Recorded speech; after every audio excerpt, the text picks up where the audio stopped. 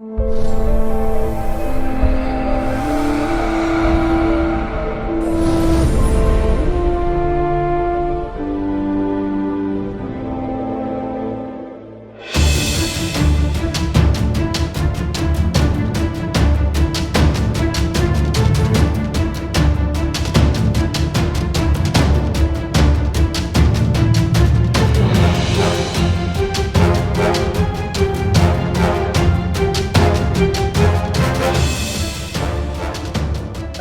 here it is, the most awaited interview for me.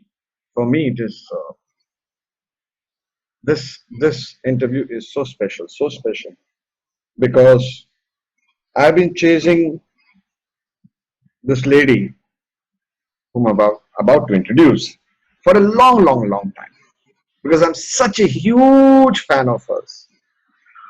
But let me start from the start. Everyone knows we got a bookshop and we ship all over the world. And once in a while, I used to get this email from book orders. And when the books would go, we normally give some free gifts, and there would be a nice, cute reply. Thank you. One day, this lady sends me a book. And I look at that book and I think, no man, no astrologer in India could ever produce such a scholarly work in astrology, in nakshatras. And I was like, wow. So when we started our online teaching classes, and many of you know we've been doing nakshatra courses since 3 years. So I gave this book to our teachers that if you want to master nakshatras, it has to be with the mythology, it has to be with the citation from which Purana, which Upanishad, which Brahmana it has been quoted, chapter number, shloka number, how the deity of purva-phalguni and uttara-phalguni has changed over a period of time. What was Bhaga then and now, how it has changed. When did it change? Because when we teach, we need to teach all of this.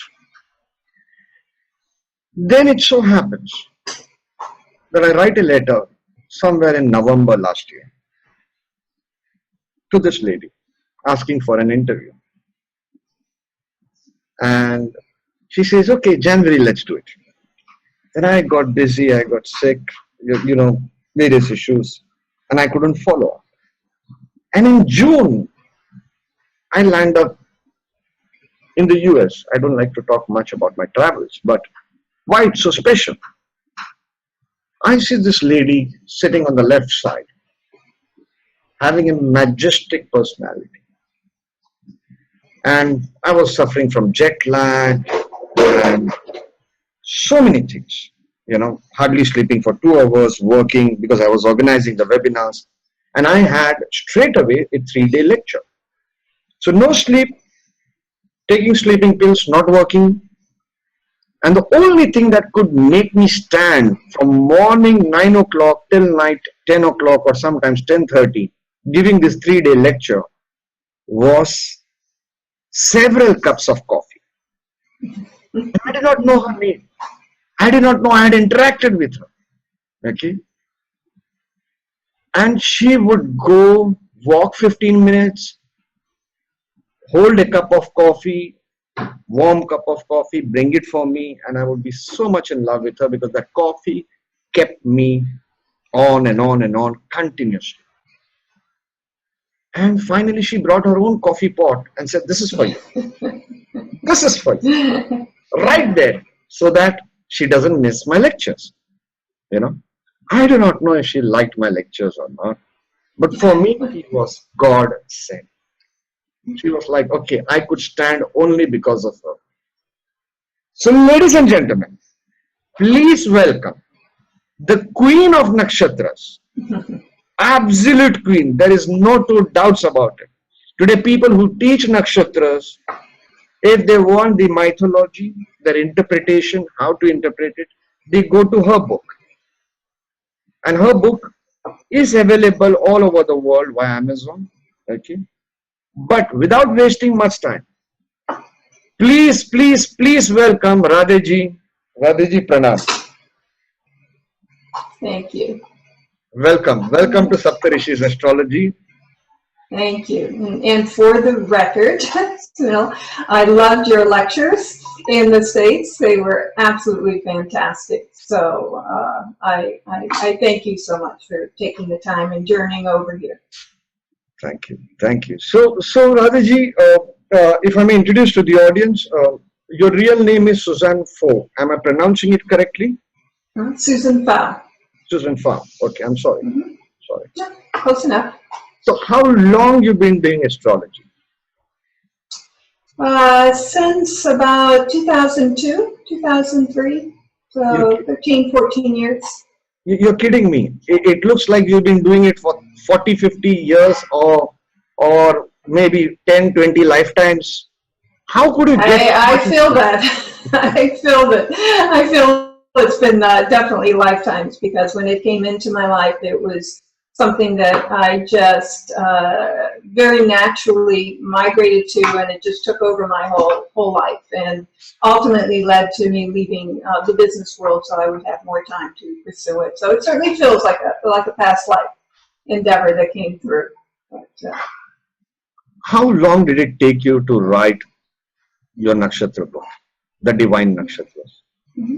Well, from the very beginning of my pursuit and studies of Jyotish, I was fascinated with the nakshatras. That's really kind of what stood out for me. And I read whatever books I could get my hands on here in the U.S., which were very helpful. But they just sort of led to more questions.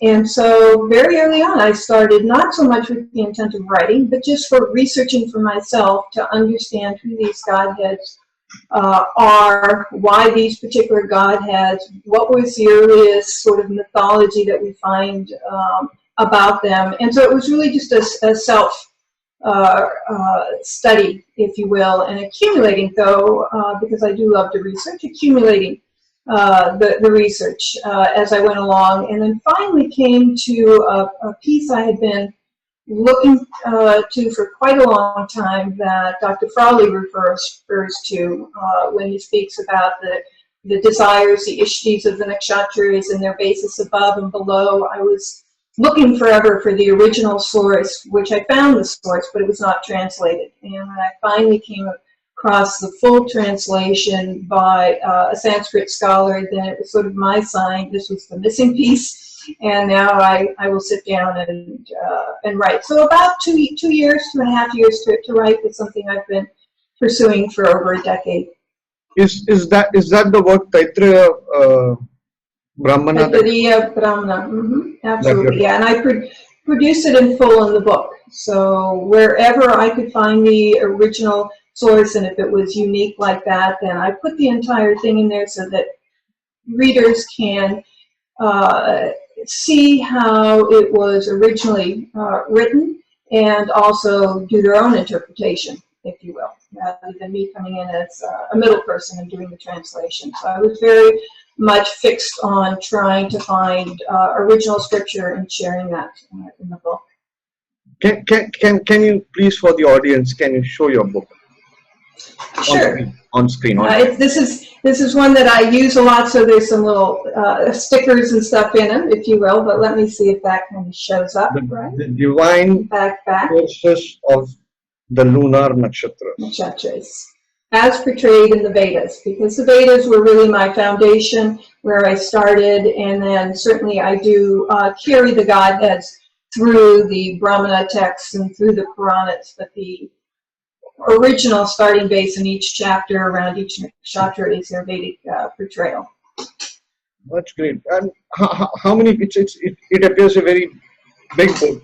So I want to tell the readers that this is serious stuff, not something for common Jyotish. It is for the serious Jyotish. It's over 300 pages and pretty small font. So It's a lot there. It's a lot. Each nakshatra I dedicate probably 8 to 10 pages, and then I have a whole 40 or 50 pages up front, kind of setting the stage and talking just in general about the endeavor and what I was seeking after. So it's a lot. For me, it was a lot. It's very rare that two people who have written on nakshatras or who lecture on nakshatras can sit and have such a wonderful conversation. Mhm. Your book, no doubt, is absolute masterpiece, and my book I just released it a few months back. If you don't have it, I'll send it to you. Oh, Predicting nice. through nakshatras. It's only the first 9 nakshatras, but it's more with example charts and more on the practical side. You remember that Swati thing at the US conference? The Swati, not offhand, Rakesh, remind me. Rakesh Mishra. There was a lady sitting next to Rakesh Mishra, Oh, yeah. Christine, Uh-huh. and Remember at her? that time I predicted anyone having this thing will keep the shoes one above the other. Oh, yes. Yes, absolutely. Yes, I do recall that. And she at that time said no. And later in the evening, she went to her car and she saw her shoes. She saw her shoes, and she had exactly her shoes, one One half. on top of the other. Yes, Everybody was I amazed. do recall that now. Absolutely. Yeah. Pretty So, amazing. kind of small thing. I would love you to have a look at it, and Oh, I'd love coming to. from you, I'm such a huge fan of yours. You have no idea. I mean, I'm I've been hiding your book. People tell me, sir, you mentioned about a particular book in a particular lecture. Whose book it is? And I say no. When the right time comes, I'm going to announce it. And today is the right time. Thank you so much for writing a book for not only the Westerners, for all Indians who are into Vedic astrology, so that they see the level of standard of writing a book, citations, bibliography, the amount of research and hard work that goes into it, which is so much missing in Indian publications. I mean, 99% of Indian books do not have it, and I'm really thankful to you. I hope your book becomes an inspiration for others to write like you. So let's also come to, before we continue with what you're going to teach today on nakshatras.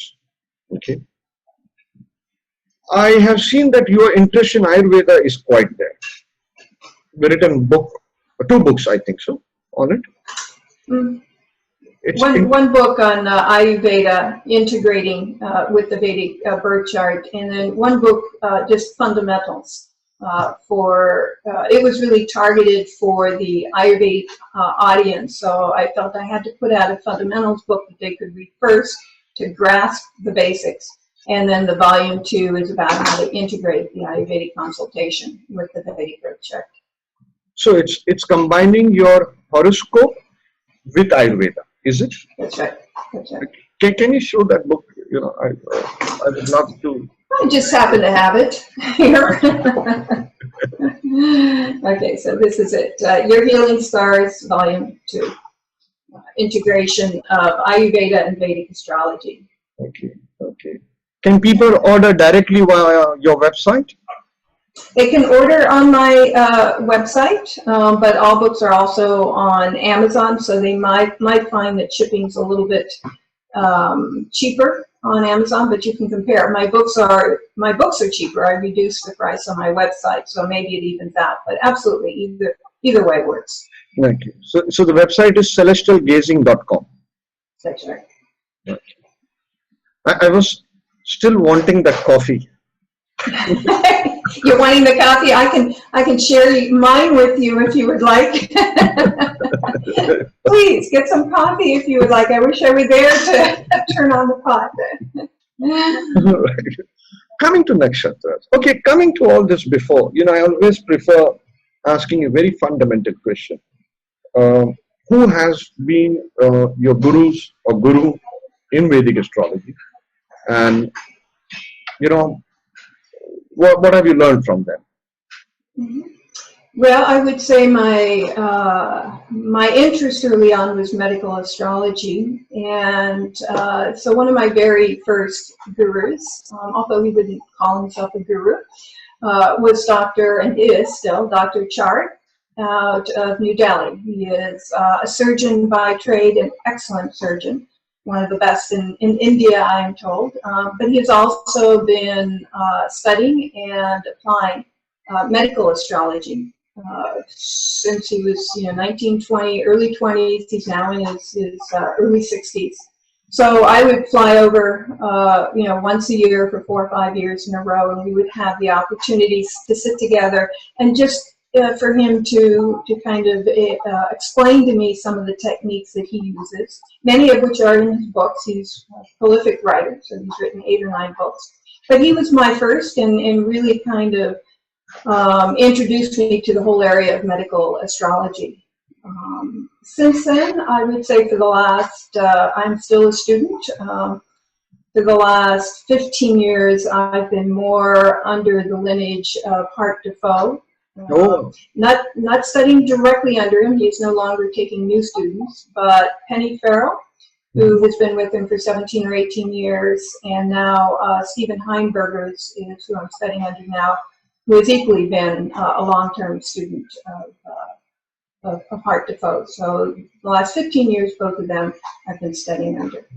okay. And of course, Dr. Lad when it comes to Ayurveda, because I attended, his institute in New Mexico. So, and he was also one of the first ones to apply the Ayurvedic concepts to the birth chart, or at least show me how he integrates the two. So, Could you give me a second? I've committed this to not putting my phone on silent. So sorry. no problem. So sorry. Speaking of Penny should come on our channel very soon on the 25th, and that's Nice. Caro is brilliant. I've heard she's absolutely an amazing teacher. Absolutely. Stephen, I've been trying to get in touch with him.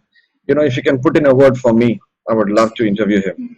I will. He's been on vacation the last couple of weeks, but when I see him next week, I'll mention. That's You great. find it. That's great. So what's your next step in astrology? Where does your passion now lead you?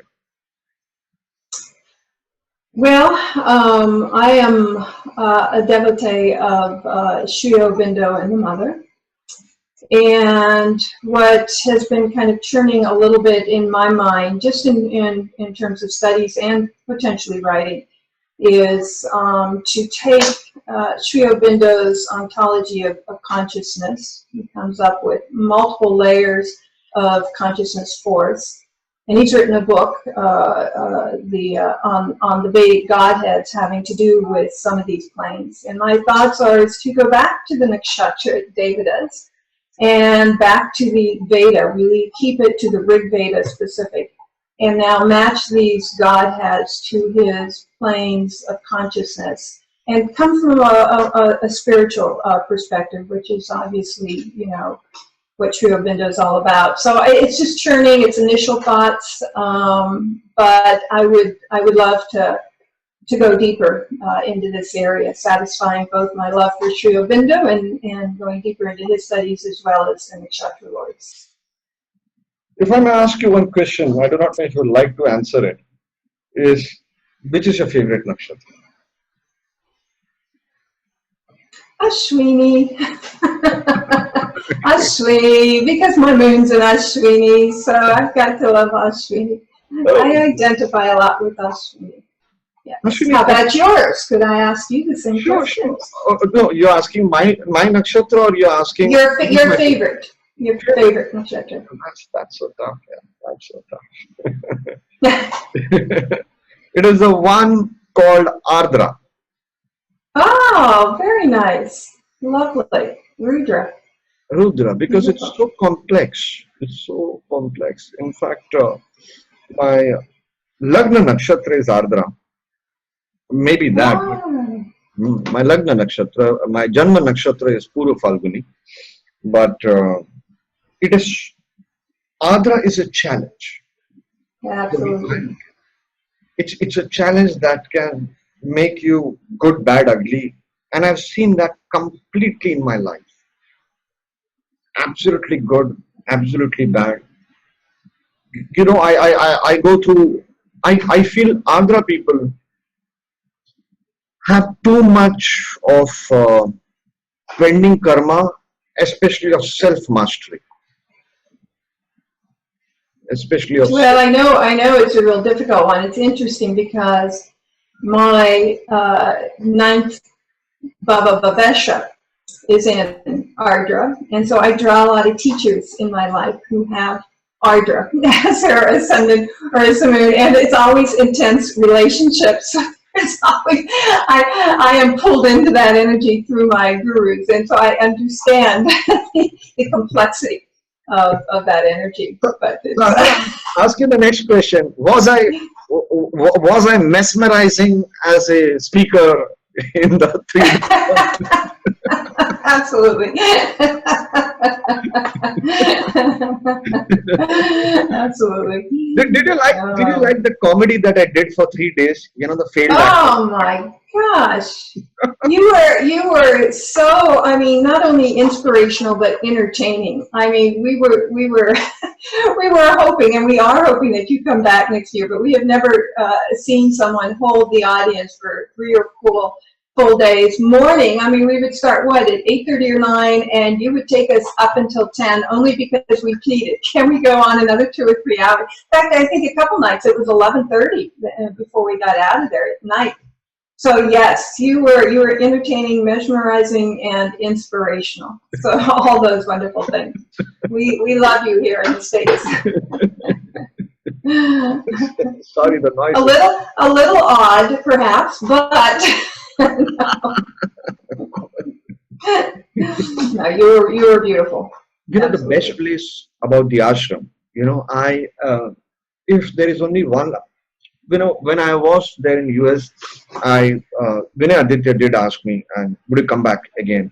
And I said no, because 18 days out of the business is havoc, and jet lag has had me. It it makes me a different man. The Yeah. jet lag is bad, real bad. And the only beautiful part about the whole conference was the mandir at next to the next to the hall, the food hall, the Uh-huh. mandir. Okay, Dakshina Murti's Yeah. mandir. Uh-huh. Yes. You know what I Yes. used to do? Beautiful. I was prepared only for my first lecture. The next 2 days I was not prepared. Honestly, between you and me. Because there's so much to speak. And with such a small, only 2 days. Oh It's yeah. like only 24 hours, 12 hours each day. And I used to sit in that mandir Hmm. 15 minutes before the lecture. Just quietly, 15 minutes, I used to say, oh my God, just give me a second. Just give me a second. I'm going to mute this. Okay. Sorry. Oh, no I problem. I'll totally, probably have some of that on my end too pretty soon. I hear people moving around, so this is what happens. No problem. it's so difficult to get It's help life. over here. And it's a cook, and she's a good cook, and especially on time. But sorry, so what I realized, because it was the first visit of mine to a Dakshinamurti temple, Huh? and after the first day I came out, I think it was Nilima or Murli who told me in the ear, you got, what you're doing is great. Sit every day. This mandir, this temple has a power of, wish fulfilling, wish fulfilling. Yeah. Sure. No, I did not ask for any wish. But what I did was, I just sat in front of Dakshinamurti, closed my eyes for 15 minutes, and right after 10 seconds, I could feel a jolt here. Wow. I could feel a jolt, and it used to like kind of possess me. And trust me, when I was there in US, I had some major scandals happening right on the days of my lecture. But I went through my lecture, and it's thanks to Swami Dayanand Saraswati ji's ashram and the Mm. Dakshinamurti temple. It is so powerful, Wow. so powerful. Wow. Beautiful. I really Beautiful. liked it. Coming now to Nakshatra. Sorry, I keep on chit chatting. You know, No, no, it's lovely. Chit chat. We need to catch up.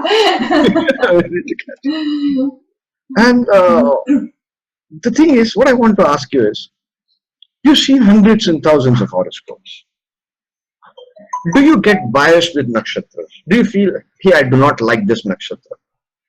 Do you get that feeling? Oh, no, not at all. I feel, gosh, no, I love them all. I mean, how could you not love the lords of each and every Or do, nakshatra? or So do you see maybe, a horoscope? Do you see a horoscope and say, hey, he's got this planet in Pushya? You know, mhm. oh wow, it's so wonderful. There are ones. I mean, when I see, especially multiple planets in Shadavisha, or I see them in the Bhadrapada's nakshatras. That there's a moment I would have to admit that I tense up a little bit, and then I breathe through it and go no, and so they're in each nakshatra, even Pusha. Right, they've got their higher energies and the lower energies, so you really need to kind of work through the chart and weave the entire web of the nakshatras and what's going on with the Lagna and Lagnesha to see exactly how it would mutate in both its lower and its higher energies. So, but yes, there are certain, especially like I said, multiple planets, even Ardra, multiple planets. I get a little cringe, but I try to move through that and again look for where the shadow is, where the light is in that particular chart, in that particular nakshatra. One thing I want to point out here, since we are speaking on nakshatras, is I have seen Indians look at nakshatras in an entirely different way, more of predictive way. Mm-hmm. Whereas I have seen Western Vedic astrologers use it in a very, very spiritual and empowering and self-mastery process, which eventually changes your karma and makes you aligned with your natural purpose of life, Mm-hmm. And do you feel the same way when you see an Indian doing a reading and a Western Vedic doing a reading? I have not had an Indian reading for 5 or 6 years, and nakshatras was not the subject that came up per se. So I don't know that I could make that How do you do a statement. In reading? How do fairness. you do a reading? I mean, do you empower the client? Oh, of course, of course. Otherwise, there's no reason to do a reading in my mind. I mean, that's why I was saying, it behooves us, if there's difficult karma in the chart, to certainly comment on that karma, but it also behooves us, if there's light coming through in other areas and gifts that are coming through, to also make sure that the client is leveraging that. And more than anything, I mean, everybody's going to ask, when am I going to get married? Am I going to get a pay raise? How's my mother's health? But more importantly, what I've been trained to do through my teachers is to really look for to certainly answer those questions, because they are on the mind of the person that is asking for the reading, but also to try to look at the underlying vasanas, the underlying patterns that are leading to that outcome.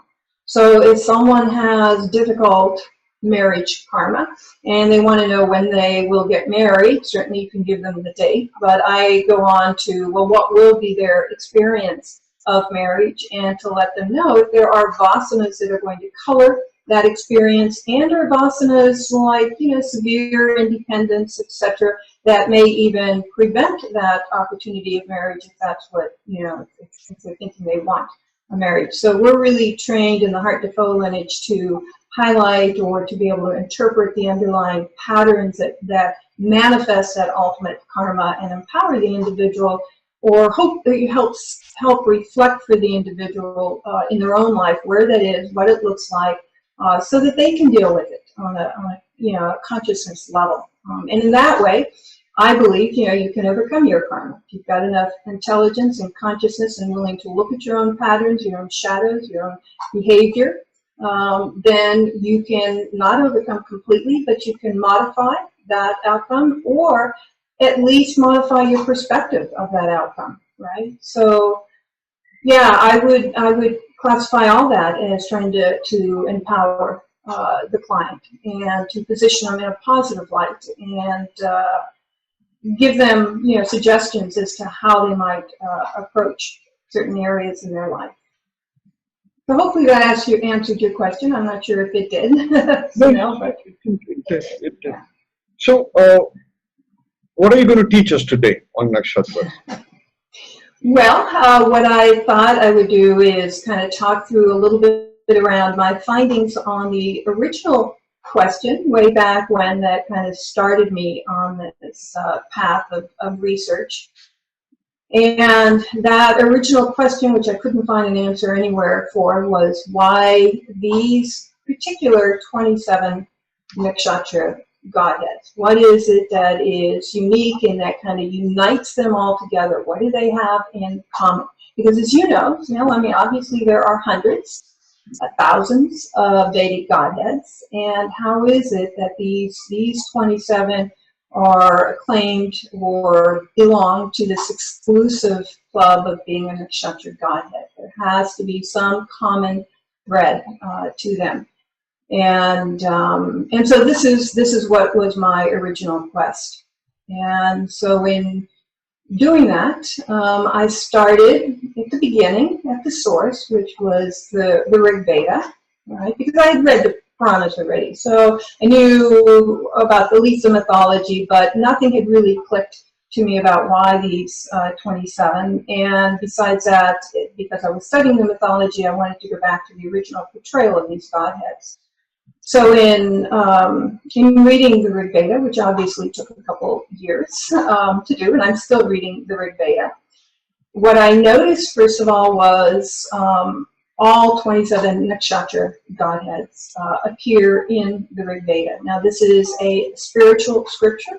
This is a scripture that is not written in sort of a mental fashion where we have lists of Godheads and explaining their powers, but they are mantras and verses revealing the experiences of these rishis that came down to deliver this knowledge. So, you know, it's written in a very unusual way, but still, as I went through it, every single Godhead was there, which was a good sign to me that these are not, that they are very ancient Godheads, that they have been here with us since the origin, or at least since the original or earliest scripture.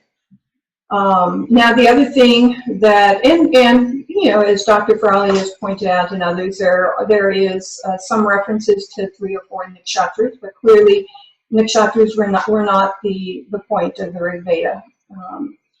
What I then came across in 5 or 6 different passages by 5 or 6 different Vedic rishis was this number 33.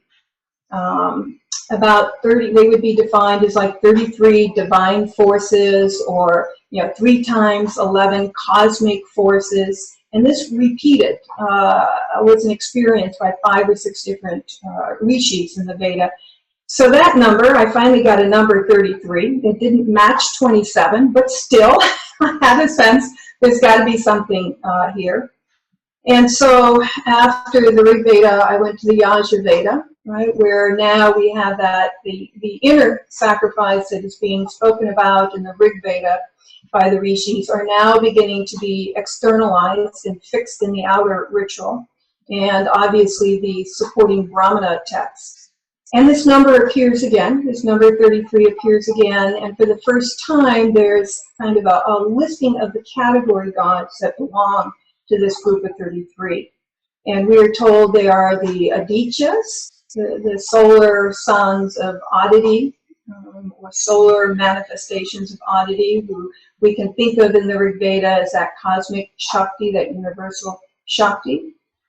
So they are numbered as 12 Adityas, as 11 Rudras, you know, whose father obviously is Rudra. Now in the Rig Veda, and even at places in the Yajur Veda, and even later, the Rudras are called the Marus. So they become kind of a secondary term for Rudras. And then we are told about the 8 Vasus, whose leader is Agni. So that gets us to 31, and then it talks about Prajapati and Brihaspati as being part of this number 33.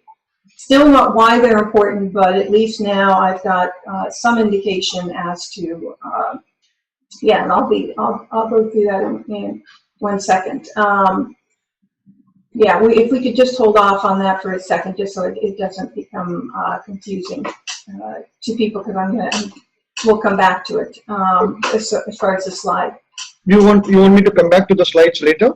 Yeah, not right now. I haven't quite, because I need to kind of. Could I quickly interrupt you on one thing, because I couldn't Sure. catch easily. In Rig Veda, are the nakshatras mentioned? There are 4 nakshatras that are mentioned in the 10th mandala, which is the last of the mandalas, and 3 of them are mentioned in the story or the vision that the rishi had around the daughter of the sun, Surya or Savitri, getting married to Soma, the moon. And it starts in Magha, and it takes place, actually the wedding procession begins in Magha, and then it occurs through both the Phalgunis, uttara or purva, the hand of the hand of Surya is requested, and then the marriage occurs in purva, in uttara, which we know in the Puranas, right? These are the wedding nakshatras for Shiva and Parvati. So there's some commonality around weddings and grand festivals having to do. But those 4, and then elsewhere Pusha is mentioned. So yes, those 4, and then general references to the fixed stars, which are actually called nakshatras. So whether they were thinking of, as we think of, the 27 nakshatras or not, there are 5 or 6 references of these fixed stars that are strung like a string of pearls in the dark night. Some very beautiful descriptives with them, and always kind of correlating them with the moon. So yes, my thoughts are they were certainly aware, but it had nothing to do with their journeys per se. It was an inner journey they were going through. So there were no need to mention, like when we get to the Yajurveda and the Brahmanas, where now this sacrifice is ritualized externally. Now it becomes very important, right? When are they going to do specific yagyas?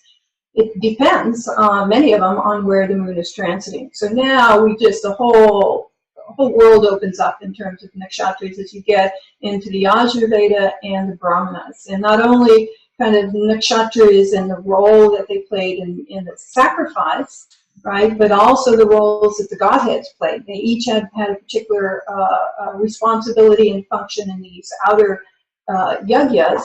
And along with that, we get all this wonderful mythology. So, I think you could spend all your time in the Yajurveda and accompanying Brahmanas and learn tremendous amounts about them.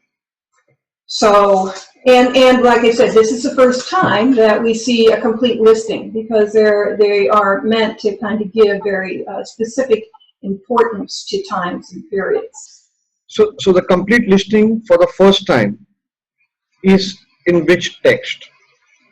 It's in the, let me just look, because I believe it's in the Yajurveda. In fact, I may have just put that down here. That's covered in my first, let me just click very quickly to it. I just want to make sure it's not the Taittiriya. So it is the, Taittiriya Samhita 4.4.10, the first listing, absent Abhijit, or Abhijit, of the nakshatras. And so that's the first complete listing, and in that same Samhita, the Yajurveda Taittiriya, they speak of the Soma ceremony, which was one of the most important ones, and describing the layers of bricks that it takes almost a year to construct the fire altar that will be used eventually to make the offering to the gods of Soma. And the top layer of that altar, the 5th, they lay 27 bricks, one for each nakshatra godhead. So they called the nakshatra the seats of the nakshatra gods. And all of them are invited to the Soma offering, right? So how beautiful is this? So we know by the time, which we're probably talking about 2000 BC, maybe a little bit earlier, that the Yajurveda comes, and then 1500 BC, closer to that, the Brahmanas. But by then, they're just interlaced with all the sacrificial ceremonies, if you will, in very beautiful ways. So they were clearly, they got the top seat, right? they were there first to receive the Soma oblation. Okay. I don't know if that answers your question. Yeah, it does. It does. And you know, when does it become 28, or that the 28th? The 28th is in the Brahmana text, the Taittiriya. So that's, again, as far as I know, I mean, there's lots of texts out there that have never been translated. So in terms of those that have been translated, it looks like around 1500 BC in the Taittiriya Brahmana text. But could very well be other texts in between that aren't translated, to the best of my knowledge. So we have the 33 getting repeated again in the Yajurveda and Brahmanic texts, and we have the category gods, the Adityas, the Rudras, the Vasus, and Prajapati and Brihaspati, right? But still, you know, we don't know who these are yet. It's not like they're giving a list of who are the Adityas, who are the Rudras. So it really takes us now kind of full circle back to the Puranas in much more recent times, that we get the same number 33, right? 3,000 years later, so maybe 4,000 years later, we see the same number of 33 repeating. We see the same category gods, and we see Prajapati and Brihaspati. But now we are told individually who these category gods are, and we are told that their particular role is as monarchs, or ruling godheads in this particular manvantara. This particular 300 million year period that we're currently in, they are watching over, or they have the responsibility of assisting humanity in their spiritual and physical evolution, if you will. So the pieces start to come together, and if we look, and we can go through those slides in a second, but just to shortcut all that, if we do a comparison, in fact, we now see that all 27 Nakshatra godheads are, in fact, part of that grouping of 33 ruling Manvantara godheads. Plus, in the Vishnu Purana, what they add is, to be added to that group of 33 are the Saptarishis, who are bringing the Vedas to us at the beginning of each Manvantara, and Manu and his 9 sons. So that kind of completes the entire grouping of godheads here to assist humanity. And it's interesting because when I think of this grouping, right, of course we would expect this to be, this number 33 that's representing them, to be in the Rig Veda, because the Rig Veda, as you probably know, is brought down by the Saptarishis at the beginning of each Manvantara, and it holds the vision for this, the possibility of spirit, you know, the spiritual evolution of humanity, or what's possible. So we would expect at least some reference to this grouping in the Rig Veda, and that's what we see. So it's not all 33 godheads that become the 27, but each of the 27 are members of this 33. And so to me, that sort of closed the loop of at least my question: how was it that these particular godheads got such an exclusive space in the sky and in Jyotish? And so we don't need to show those slides necessarily, but if you want to, that was just a comparison. In my book, I go through the Adityas and matching up the godheads and the Rudras, the Vasus, and then the Prajapati, Brihaspati, and the ancestors. So did all that kind of make sense? No? Yeah. You know, I would like you, Aditya's, you know, if you go through this. Yes, absolutely. So these ruling monarchs, if you will, are 3 category gods, all of which we've heard of. But the first category is the Adityas, and the Adityas, the mother is Aditi, even as early as the Rig Veda. She is the supreme mother, universal mother in the Rig Veda, who later in the Puranas also becomes Mother Earth. But she is the mother, obviously ruling Punavasu.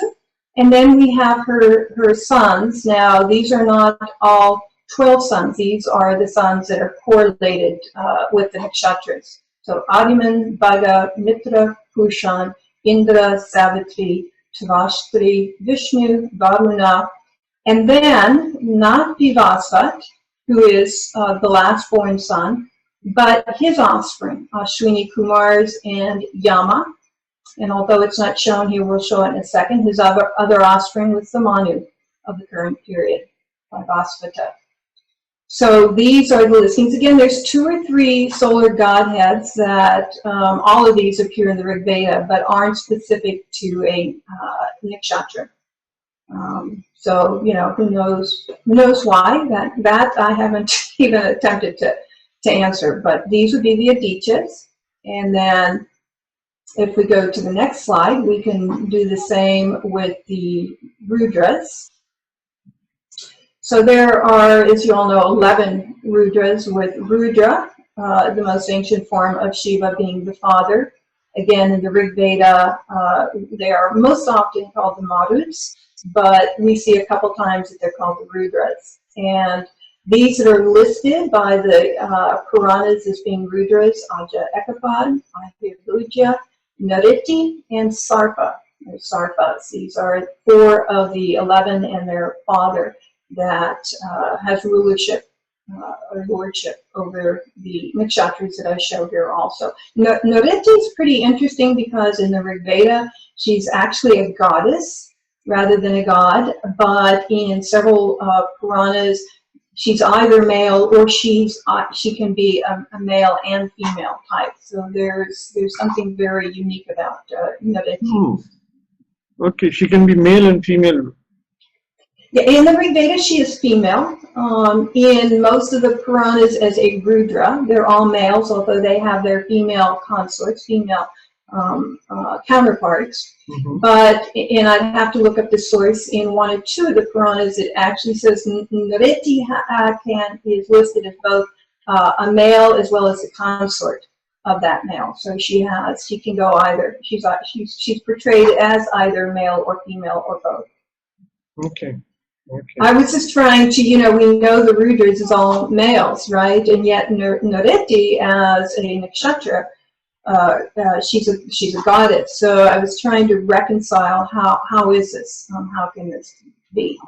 So this is where, you know, the particular Purana that describes Nariti as either kind of help bridge that a bit. Okay. Okay. And then, of course, on the next slide, we have the Vasus, whose leader is Agni, right? So we do find most of the Vasus. We find collectively the Vasus for Janishta. We find Agni for Kritika, Apaha for Purva, and then we find Vayu, we find Chandramas, as these are all Vasus. And then, of course, we have Indra Agni, who is, that is a combination of both an Aditya, Indra, and a Vasu Agni. So most of the Vasus also show up. Who doesn't show up individually shows up collectively under Vasu. And I will have to say it was interesting because for the Rudras, who all 11 do not show up, in at least one text they put for Ardra, Maruts. And Maruts is collectively, it's like Vasus, it's collectively the Rudras. So it made me wonder if at one time Ardra was perhaps intended to also be the collective Rudras, which would explain the energy that you spoke about earlier. And then the last slide, unless you had a question on that. No, I don't. I'll come after the last slide. I'll come to it again. Okay. Okay. And all these tables are in my book. But then we are left with Rohini, Pusha, and Magha. So if you remember before, we had the category gods plus Brihaspati and Prajapati. So this answers now why we have Brahma and Brihaspati as rulers.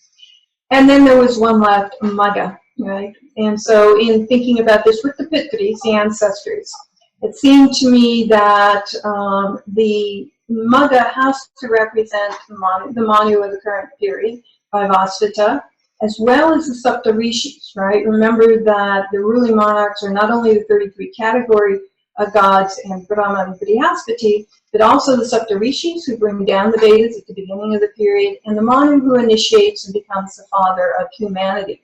So we have Manu as the father of humanity and Saptarishis as our sort of divine or spiritual ancestors. And so these I have grouped together and have decided that they're really kind of the ancestors that were intended for Magga when we see the word Pitris. Okay, okay. This is tough for us Indians. I'll tell you why. Because when we learn Jyotish, we don't learn it in such a manner, in such a systematic manner. Okay, and we don't have that much of knowledge as to how to interpret this. So, can I ask you, for the next few minutes, okay? Can I ask you some typical traits of 3-4 nakshatras, okay, that you feel people normally in the Vedic astrologers, they miss out on? Like, for example, what would you think is the biggest challenge for Magga bonds? Or a planet in Magga? Or a planet in Magga? So I don't think of it necessarily as, it depends on the planet, right? So if we get, let's say, Rahu and Mangala.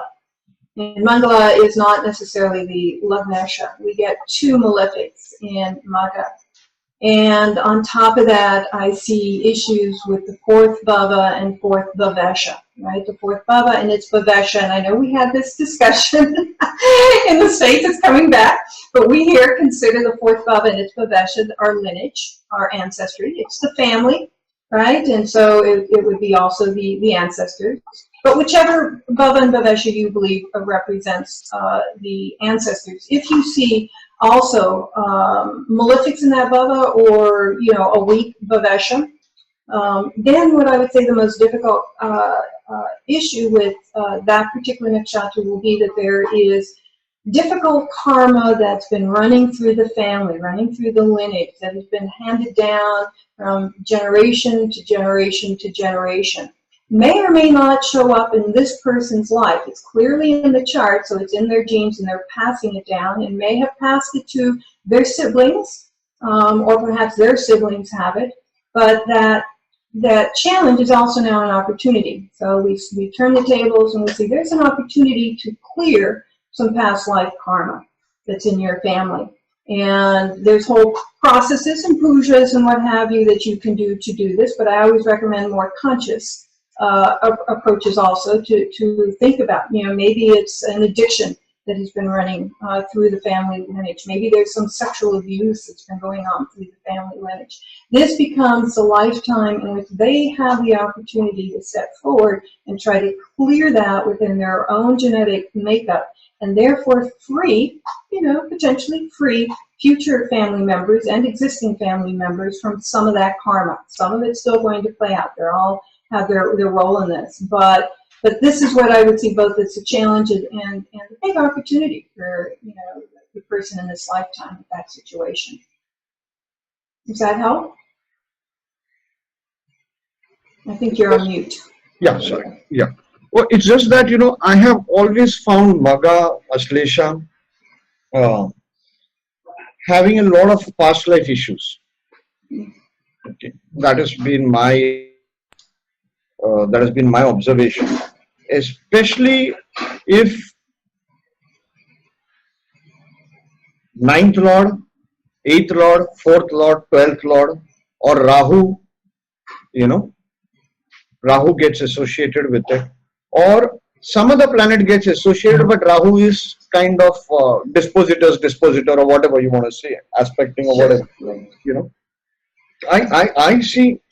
I see when I see a congruence of planets, okay, in Maga, okay, or Ashlesha, okay, I see a deep desire for the person, apart from, what you can say, generations curse. There's something called generations curse. Sure, absolutely. Apart from that, it depends on so many factors of the horoscope. Right. Each horoscope, as you know, is individual. So apart from that, I feel is a very big inherent issue. This is what I learned from Edgar Casey's work and Dr. Brian Weiss. A little bit of influences on that is an inherent issue of wanting to sit on a throne, like you mentioned, fourth house, fourth lord. Okay, so that wanting, like here in India, Bollywood is very crazy. You know, Bollywood is very crazy. So you get people coming from small villages, small cities, big cities, all coming to Bombay, struggling for years, wanting to be an actor or a director. You know, and there's such intense desire to be number one. And I, having had some background in the media, I found one very important problem with them is they just want to be number one. They want to be famous, popular, number one superstar, but they do not want to master acting.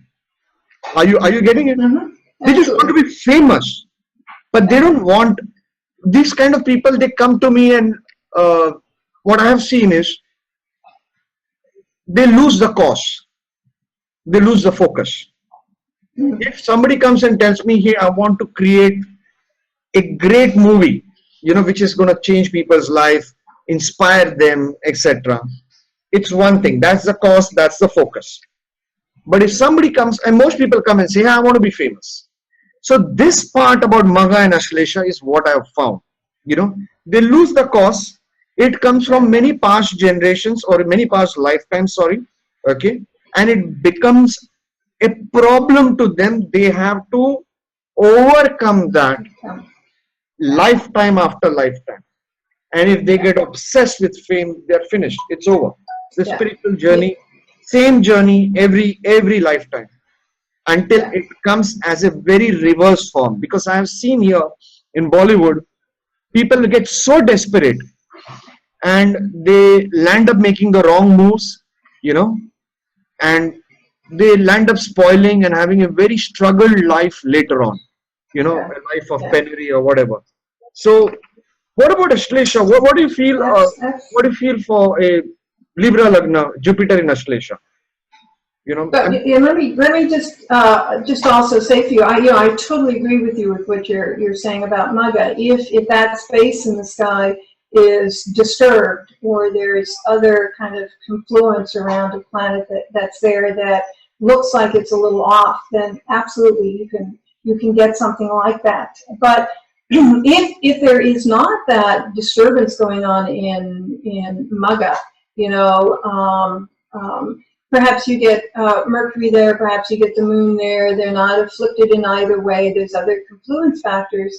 Then the other thing that can also be happening from a positive standpoint is that person has something very specifically to do in this life that is kind of carrying on family tradition, or carrying on a tradition from past lineages. And so this need to be seen and to be recognized, if it's not blown out of proportion as you're seeing in many distorted cases, then it can be, something more auspicious as someone that is here. Perhaps they come from a family of doctors, and they're here to carry on that tradition. So there can be that sort of need for carrying on positive genetics, positive karma from past lives and past generations. True. Ashlesha, so this is a really tricky one. This is, to me, one of the most challenging nakshatras. It is the Nagas, obviously the serpents, and so, in one way, serpents are very much about positive transformation transformation that can be challenging, but still very positive, and the shedding of the old skin, and all the symbolism that goes on around snakes, if you will. But it is one of the Rudra nakshatras. And so any of the Rudra nakshatras, there's always something that's tricky to play with. And in this particular one, snakes, right, they also have this reputation for being able to shapeshift. If we look in the historical context in terms of mythology, we always had the divine Nagas, right? We have Adishesha that Vishnu sleeps on, so we have many divine Nagas, and you all celebrate the divine Nagas once a year, Naga Panchami. But we also then have the demonic Nagas, if you will, that are constantly taking on different shapes and tricky and manipulative.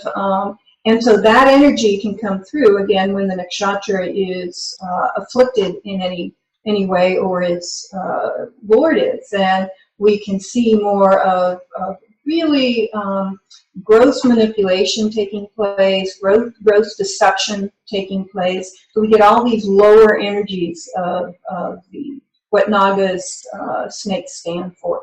And it was, wow. The hardest part about Astrology is when you get that. A chart came into mind where I had 5 or 6 planets in the Lagna in Astrology. And it was not the divine Nagas that was coming through. It's hard for these people, or this particular person, so in general, to be able to see that, right? To be able to see that shadow within themselves and confront it so that it can be changed. Because we're all here not only to point out, problem areas, but how can the consciousness be shifted to kind of mutate that into the more positive things. And so this is difficult. Ashlesha people, multiple planets, difficulty in this nakshatra, hard for them to get to see. They don't see their shadows, they don't claim their shadows, and they can be hugely manipulative. So I don't know what your experience has been, but that's been one of the more difficult ones for me to work with. No, sorry, I keep on muting myself because it's the cook over here. She's I hope she's cooking something good for you. That's all I can say. And in spite of me telling her, don't wash the dishes, do it later, I will do it, or my wife will do it. No, she insists on completing her work. So really sorry. Somehow time zones have been tricky. Bit tough to match. We've been going back and through so many emails, and with Ashleshas. And I apologize to the audience also for a bad recording. Please forgive me. I'm going to get a new studio because I stopped going to office. Otherwise, normally in office it's very quiet. It's so far off. I shifted almost out of Bombay. So anyway, Ashlesha, what I've seen is it's one of the most trickiest nakshatras. It can bring in superb spiritual energy, especially the Kundalini kinds. And if unfortunately it is afflicted by a malefic, then a certain period of time in life brings you into great spirituality. Let's assume it is a divine planet like Jupiter, or Jupiter is the 9th lord, or Jupiter is the 3rd lord of subconscious mind. It brings in a lot of subconscious energy, and you are actually in a way transferring that energy from the Naga Loka. It is like that. Nice analogy. From the Naga. This is what I've seen working in charts. My observation, I can be wrong. But if there is affliction, then after a certain period of time, it takes over the other role. The negative part about the Nagas, that is what we call if it gets associated with a malefic, then the gossip or the revenge, or those kind of things, backstabbing, backstabbing and all that. So with any nakshatra, or even if a planet is nicely placed, even if it is in, I think with Ashlesha, Jupiter gets exalted in that sign. So, in Karka. So, what I feel is, unfortunately, we as astrologers, at least the young ones here in India, we just look at a planet, we say, okay, it's going to be behave beautiful in so and so nakshatra. But it's going through various stages. And here the Devta, the Nagas, help the Sarpas, it helps us to understand which part it's going to transform into. A criminal changing into a divine person, or a divine person succumbing to backstabbing or deception and getting headaches out of it, getting, those kind of things out of it. So this is my experience. Nice. I do not know if I've exactly explained what I feel. Oh, I'm not absolutely. so, No, I understand. It's wonderful. It's great. Totally understand. not being so articulated here, but what I would love to do, is uh, would you like to look up any horoscope of any celebrity from the past? Somebody who's probably not alive or something. Do you want to, like John F. Kennedy? Oh, Can I right take now? No, I what? don't think I want to do that right now. That's So too you much gotta on the promise. spot. Okay, so you gotta promise me. You gotta promise me. Okay. That very soon you're gonna come back on Saptarishis astrology. Take up any celebrity horoscope or take up nakshatras. Okay. A small sessions, like half an hour sessions. Something unique about each nakshatra. That is one option. Something unique. So that people get more involved. To go deeper into your work. That's one. Or we can straight away take up any celebrity horoscope, Indira Gandhi or anything. You know, it's Donald allowed. Trump. It's Donald Trump. Oh, okay. Whoa. Okay. That would be Thank you. scary. That is the topic. You said it. You said it. That's the topic. Let's squeeze it. Okay. Donald Trump and his horoscope And then by Nakshatras. Nakshatras by Radhi. There we go. There. It would be my pleasure and honor. Oh dear. So So wonderful, yeah. wonderful. I like astrologers who got humor. And they bring in so much of energy into a horoscope reading, and or rather learning. Because I'm learning now from you.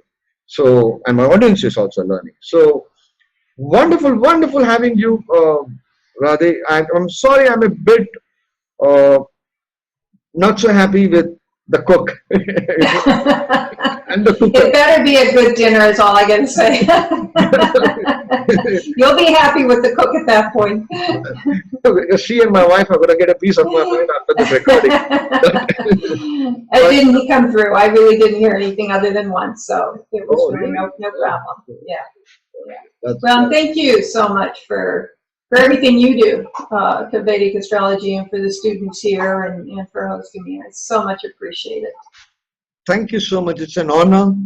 It's really an honor to have somebody that I have admired your work so closely, so closely that your book is the Bible of nakshatras. Honestly, when we've had so many nakshatra courses. I've taught nakshatras only once, which is to the Russians. And Oh. I used to have, like my notes, my secret notes, my super, super secret notes, and your book. And the unfortunate part is I used to have this 27 pages, into two, that is around 54 pages. So 2 pages for each nakshatra. Those are my super Nice. secret notes. But I've taught some of it. I've lost it. Oh, you can't Oh even. my gosh. Oh my gosh. Yeah, but Oh, that's luckily horrible. some part of it is there in my Evernote. I use Evernote to make my notes. So some part of it is there. And, Well, I'm Anuradha, anxious to read your book that you mentioned that you've I'm covered, going to what, send it to 9 you. nakshatras. Yeah, predicting through nakshatras. It's around Lovely. 350 pages for only the first 9 nakshatras. Wow. Wow. Now, is that small font or large? Medium, medium, medium. Medium. It's more That's of, impressive either way. So I'm looking forward to it. it's a small, it's not a scholarly work like yours, you know. Yours is a scholarly work. Yours is way above. Mine is more of the predictive part of what nobody has. Nice. It's never been published, that kind of work. I'm going to Nice. courier it to you tomorrow itself. Okay, just send me your address and I'm going to courier it to you. I'm going to come out with part 2 of the book. It's ready. I just need to finish the part 2. So then I'll be covering 18 nakshatras in total. Nice. And Beautiful. Can't wait. part 3 of the book, I'm never going to come out with. No, you can't do that to us. You owe it to the world. You owe it to Jyotishis. But I'm anxious to read it. I'm sure it's absolutely wonderful. Thank you. So we're gonna have Donald Trump and his nakshatras dissected There we go. in the next 2 weeks. Is that good? I don't know about the next 2 weeks, but we want to get past the solar eclipse coming up. So maybe September. But yes, it'll be after you get Penny and Stephen on. Then we'll follow. But if I'm going to get a lot of emails to bring you in earlier, Yeah, we'll coordinate some. I'm teasing. Everybody wants to know about Donald Trump. Yeah. Yeah. We do too here. So I'm a bit worried about his Mars. I think the eclipse is happening on his there's Lagna. Lagna or Mars. Okay. Mars Yeah, and Mars. Lagna and Mars. Yeah. Yeah, we all are a bit. Well, you were part of the discussion of that evening when they were doing the U.S. map, and they talked a little bit about Donald Trump's at the ashram and predicting. And so, yes, I mean, having the eclipse on your Lagna over Mars, we would think that there was nothing else that has been veiled that could be veiled, but I think we're all going to be surprised. He's got some other trouble coming up. I do remember we did discuss the roundtable conference. Yes, Dr. yeah, Charak, briefly. yeah, Dr. Charak and many, Vinay Aditya and Shukraji and many others.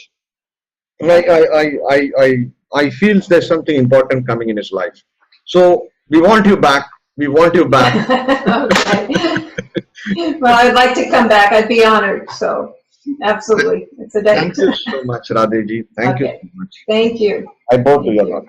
I bow to you. I bow to you.